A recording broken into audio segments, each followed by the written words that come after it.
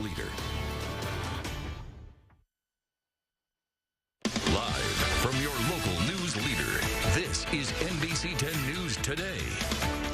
Storms over the weekend leaving significant damages in parts of the state. We'll have the latest on what remains after the storm. And pro-choice advocates plan on a nationwide protest after more states vote to ban abortions. Details coming up. Plus, the president lifting some tariffs on certain goods, how the move affects the 2020 election. Good morning. It is 5 a.m. I'm Randy Ayala. I'm Chris Immersion. Thank you for waking up with us. Hey, Yes. Reed. Happy Monday. Hey, happy Monday. How you guys doing? A little sleepy. A little sleepy? Why, did you stay up last night for Game of Thrones? I did, but I fell asleep in the middle of the episode. I'm disappointed in myself. You should be. Was it as... You promised you were going to watch it for us. I did. You did? Tried. What I is tried that? just so we could talk about it this morning. I was sleepy. Can I tell you what happened during the show? Like you watched I didn't watch it. I'm just kidding. No. Was it mind-blowing? I don't know. I can't talk about it with you, Randy. You can just say yes we'll or talk no. about it later this week. Sure you can. Tomorrow. That's disappointing. We got some nice weather in the forecast. If you like the summer, this week it's pretty much kicking off. It is looking warm and especially humid. If you've been outside yet this morning, it is muggy out there. Sun's coming up in just over an hour. Still dark out, but we are going to be seeing some sunshine, maybe some spotty storms this afternoon. I'm going to bring you all those forecast details you need to know coming up here shortly. That's your forecast first. Thank you, Reed. Storms ripping through the Arklamas Saturday night, leaving significant damages across our state. We begin in West Monroe, where this family's home was split in two after a huge tree fell on it Sunday morning. The house a total loss. Inside, the home is in complete ruins. Frances Cooper says the tree fell on their home while she was making breakfast and her husband was sleeping. I could hear something hit the roof of the house like something was crumbling. I know I can get another house, but I can't get another life. Cooper says her grandson usually stays in the room that was completely crushed by the tree. She says she's grateful he was not home at the time. Fortunately, no one was injured. Down in southern Louisiana, Mayor Jennifer Verdrain has declared Ville Platte in a state of emergency. This after early Sunday morning storms tore through the area.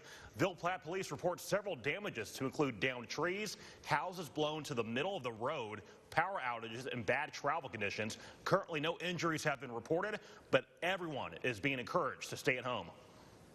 It sounded like destruction, complete mayhem. I'm talking like trains was colliding. That's how much forcing winds, trees was falling. It was very nerve-wracking, you know, like 4 o'clock in the morning, and it was very catastrophic. That's the worst I ever saw. Like, I've been living here for the longest, and I never experienced this Through at all. Hurricane Lily, through Hurricane Katrina, Gustav, it was nothing compared to Harvey. It was nothing compared to just like 3-4 hours of just mayhem. Governor John Bel Edwards is expected to tour the damages in Ville Platte. Today, the governor will meet with local officials in Ruston to tour the areas hit by severe weather last month. He's also holding a press conference to update us on ongoing recovery efforts around 11:30 this morning. We'll have updates on our website, myarklamas.com, later on. Dozens of abortion rights advocates are preparing a national protest on Tuesday. This coming after recently passed state bills that ban most abortions. John Lawrence reports. Demonstrations throughout Alabama this weekend. We've only just begun. This days after the state enacted the strictest anti-abortion law in the country. Hey, hey, ho, ho, abortion ban has got to go.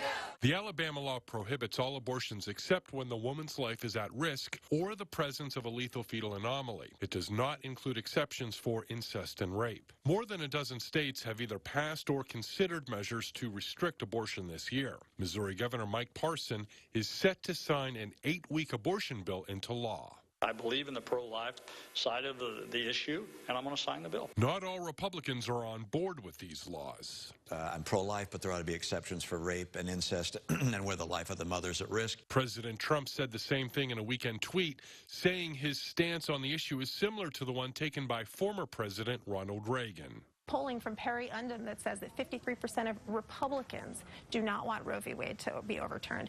But this is a matter of a small minority that is deeply passionate about this, has very strong beliefs that abortion should be illegal. The ACLU, which supports abortion rights, says it'll sue to make sure none of those laws ever go into effect. I'm John Lawrence reporting. This week, Louisiana is expected to see a final vote on Senate Bill 184, the so-called Heartbeat Bill that has already been approved by the Senate. President Trump announcing the U.S. is lifting some tariffs on goods from Mexico and Canada this week. That includes steel and aluminum. The move clears a key hurdle from the Trump administration's replacement for NAFTA. But the ongoing U.S.-China trade war is still leading to major setbacks for many Americans, including farmers in Arkansas. With the 2020 election inching closer every day, members of both parties are aware this will be a key issue when voters cast their ballot. But when you're direct harm on an industry that is already at its low, that's already suffering other issues, to pile this on top of it, and it being Arkansas's #1 industry, our leaders in Washington need to stand up and go, look, this is the bread and butter of our state. We're going to have to break free on that and fight, and I don't see any of them doing it. Yes, the tariffs are burdensome, and they're very hurtful to the agriculture community. The question is, are they worth it? Is it a worthy sacrifice to balance out the trade, prevent China from growing into a stronger competitor, both economically and militarily? During a news conference, President Trump said his increase on tariffs of Chinese products and China's retaliatory tariffs were worth it, close quote, to ensure that China would stop cheating the U.S. through trade. Drivers finally seeing gas prices fall after a 4-month climb. Prices at the pump are on average 3 cents cheaper, landing at around $2.93 a gallon. Industry analysts say this is a 6 cents lower than this time last year, and more price cuts will depend on what crude oil prices do. The highest price of gas is going for $4.08. That's in the San Francisco Bay Area. The lowest can be found in Baton Rouge, where it's an average of $3.16 a gallon. They sacrifice so much to keep our country free, and yet there are hundreds of homeless veterans living on the streets of the ArkLaMiss. Our second annual Homeless Veterans Food Drive is now underway. Last year, we collected 10.5 tons of food. NBC 10 is partnering with the United Way, the Wellspring, and Max Fresh Markets once again this year. You can drop off any non-perishable food items at any Max Fresh Market, the Jackson Street Church of Christ, the First United Methodist Church in Monroe, and right here at the NBC 10 studios in West Monroe. Together, we can get our homeless veterans the support they need. Still to come on NBC 10 News today, President Trump going head-to-head with a member of his own party. Details on the latest tweet storm between the president and Michigan House Republican Justin Amash. But first, here's Reed with a look at that fishing game forecast. It is a humid morning outside. Pretty warm temperatures, only down in the 70s. And our forecast finally starting to reflect that summer-like look with a few rain chances before we dry out later this week. I'm going to bring you all those details when we come back. First, here's a look at your fishing game forecast.